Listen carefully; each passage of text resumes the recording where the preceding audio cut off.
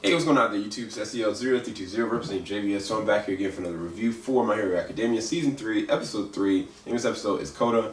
I actually thought this was a really good build-up episode because by the end of it, I was like, what is really about to go down? But it was just really interesting to see where, Class A has gotten to. Like, at this point, in this episode specifically, you get to see them really pushing their powers to the limit and trying to stretch their muscles. One of the Pussycats, I forget which one, was talking about what they're going to be doing within the training regiment of actually pushing past what their muscles atrophy is. In other words, like when you train, you're breaking down your muscles so it can get stronger over time, and that's the same exact thing they got to do with their quirks.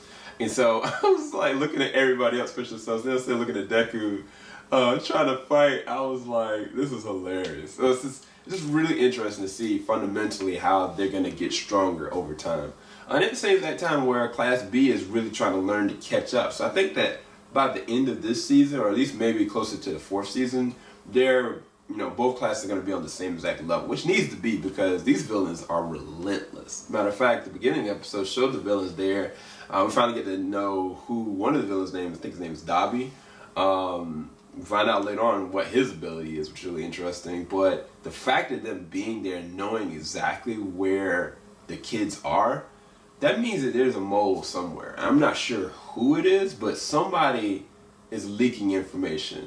Another really good thing about this episode is definitely Kota. I mean, of course the name of the episode is Kota, but to watch Deku really trying to reach out to this kid and really trying to get to know who he is, show kindness to him, really trying to be Deku. And that's what I love about Deku. He's always trying to help, always trying to motivate, always trying to better himself as well as trying to help and encourage others.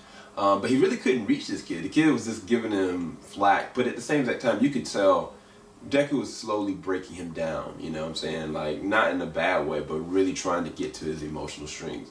Especially when he called out what his parents' powers were, where everybody else didn't really mention it to Deku. He was like, how do you know this? I just know these kind of things.